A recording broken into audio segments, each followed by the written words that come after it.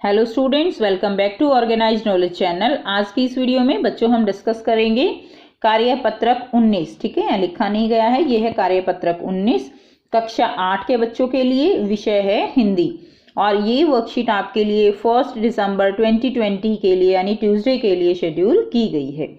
आज की वर्कशीट का जो टॉपिक है वो है जहां पहिया है, यानी आज की वर्कशीट में हम पढ़ेंगे कि किस तरह साइकिल चलाना क्या हो गया, एक सामाजिक आंदोलन हो गया। ठीक है, और ये सामाजिक आंदोलन क्या होता है बच्चों, जब भी कुछ लोग जो है एक बुराई के खिलाफ या कोई भी बात होती है जिससे वो सहमत नहीं होते हैं, ठीक है, तो उसके खिलाफ खड़े होते हैं, या आप कह सकते हो कोई सामाजिक बुराई है जो कि समाज में जो फैली हुई है उसके खिलाफ लोग खड़े होते हैं, तो वो क्या होता है, वो एक सामाजिक आंदोलन होता है। तो यहाँ पर उदाहरण दिया गया है पुडुकोट्टई तमिलनाडु में ये जगह है जहाँ पर इस जो है साइकिल चलाना क्या बन गया, एक सामाजिक आंदोलन बन गया। कुछ अजीब सी बात है ना, तो ये आपको भी बड़ा अजीब लगेगा कि साइकिल चलाना एक सामाजिक आंदोलन कैसे हो सकता है। आज इस वर्कशीट में हम यही पढ़ेंगे कि किस तरह से साइकिल चलाना एक सामाजिक आंदोलन हो गया। अब देखिए, कुछ अजीब सी बात है ना, लेकिन चौंकाने की बात नहीं है। पुडुकोट्टई जिले की हजारों नव साक्षर ग्रामीण महिलाओं के लिए अब यह आम बात है। यानी ये जो पुडुकोट्टई जिला है, यहाँ पर साइकिल जो चलाना है, अब यहाँ पर जो नए जो पढ़ी लिखी महिलाएं हैं, ठीक है, उनके लिए यह एक आम बात हो गई है। अपने पिछड़ेपन पर लात मारने, अपना विरोध व्यक्त करने और उन जंजीरों को तोड़ने का जिनमें वे जकड़े हुए हैं कोई ना कोई तरीका लोग निकाल ही लेते हैं।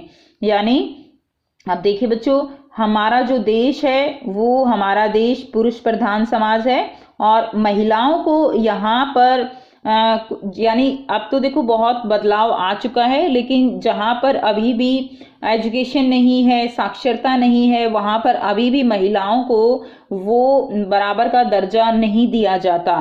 ठीक है, उनको पुरुष से नीचे ही आंका जाता है। और यहाँ पर कुछ ऐसे ही बात जो है हम पढ़ने वाले हैं। अपने पिछड़ेपन पर लात मारने, यानी जो क्षेत्र पिछड़ा हुआ है, जो लोग पिछड़े हुए हैं, अपने पिछड़ेपन को दूर हटाने के लिए, उन जो पराधीनता है उसकी बेड़ियों को तोड़ने के लिए, अपना विरोध जताने के लिए और उन जंजीरों को तोड़ने के लिए। जंजीर यहाँ पर किसको कहा गया है, जंजीर कहा गया है जो गुलामी है या जो सामाजिक बुराई है जिसमें वहाँ के लोग व्याप्त हैं, जिसमें वहाँ के लोग जो है वो रह रहे हैं, वो जंजीर हैं।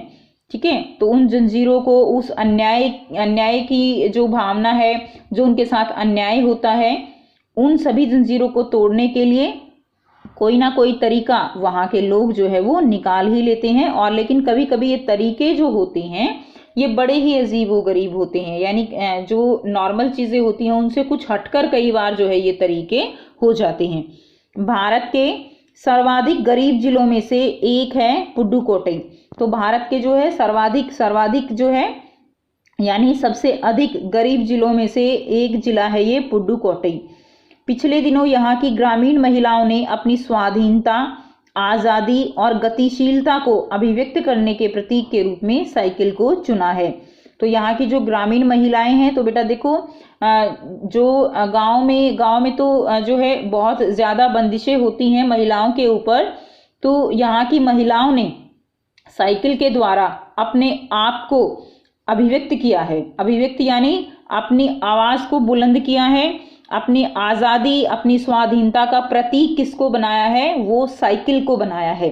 तो यहाँ पर महिलाओं ने अपनी स्वाधीनता, आजादी और गतिशीलता, ठीक है, उसको अभिव्यक्त करने के लिए किसको प्रतीक चुना, साइकिल को चुना।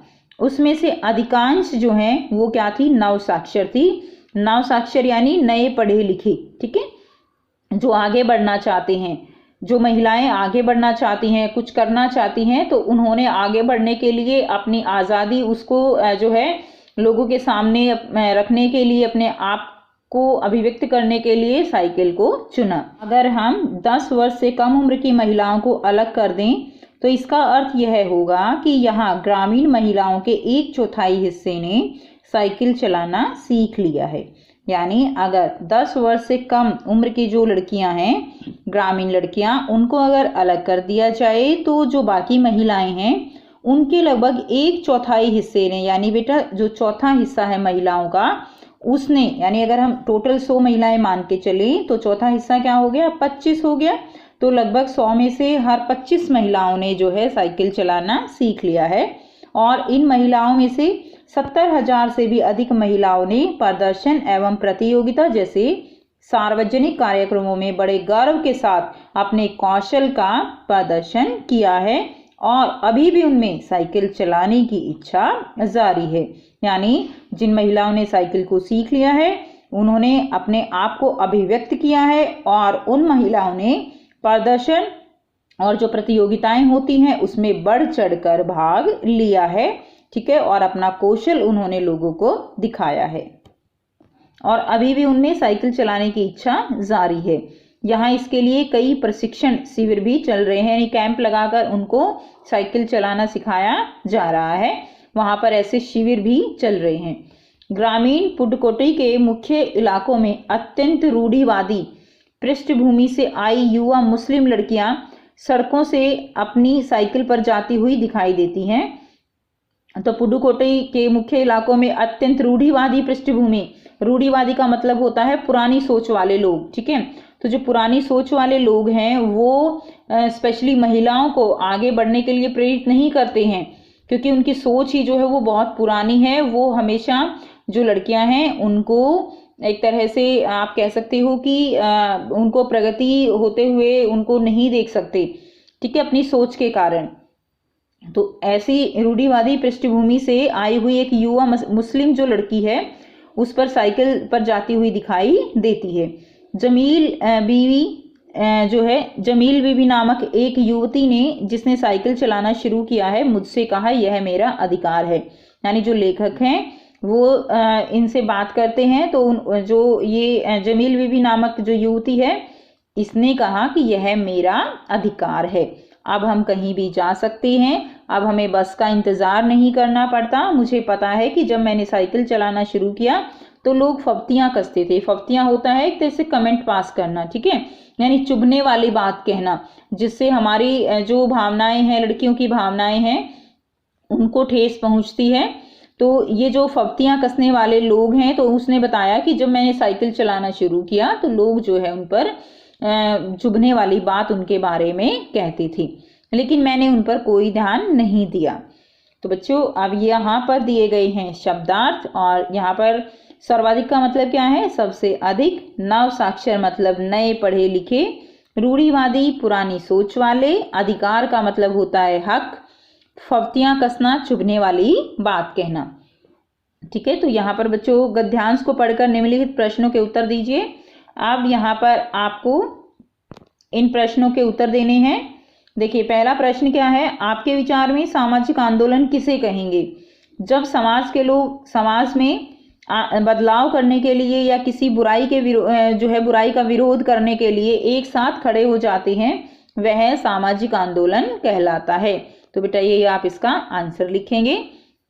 प्रश्न 2 है, डैश उन जंजीरों को तोड़ने का जिसमें वे जकड़े हुए हैं, कोई ना कोई तरीका लोग निकाल ही लेते हैं। आपके विचार से लेखक जंजीरों द्वारा किन समस्याओं की ओर इशारा कर रहे हैं? तो बेटा जो जंजीरें हैं, मैंने आपको ऊपर समझाया कि जंजीरें वो किसकी हैं, वो गरीबी की हैं, पिछड़ेपन की हैं, ठीक है, जो लोगों का शोषण होता है, सामाजिक भेदभाव किया जाता है, चाहे वो लिंग के आधार पर है, आर्थिक आधार पर है, और अन्याय जैसी समस्याओं की तरफ इशारा करते हैं। तो यहाँ लेखक जंजीर शब्द का प्रयोग कर गरीबी, पिछड़ेपन, शोषण, सामाजिक भेदभाव और अन्याय जैसी समस्याओं की तरफ इशारा कर रहे हैं। प्रश्न 3 है, पुडुकोट्टई स्थान का वर्णन पाठ में क्यों किया गया है? तो पुडुकोट्टई स्थान जो है वो क्या है, यह भारत के सबसे गरीब जिलों में से एक है, जहां महिलाओं ने अपनी समानता और आज़ादी के लिए, ठीक है, साइकिल जो है आंदोलन की शुरुआत की थी, इसलिए यहाँ पर इसका वर्णन किया गया है। प्रश्न 4 है, साइकिल चलाने से जमील बीवी और पुडुकोट्टई कि महिलाओं को आज़ादी का अनुभव क्यों होता होगा।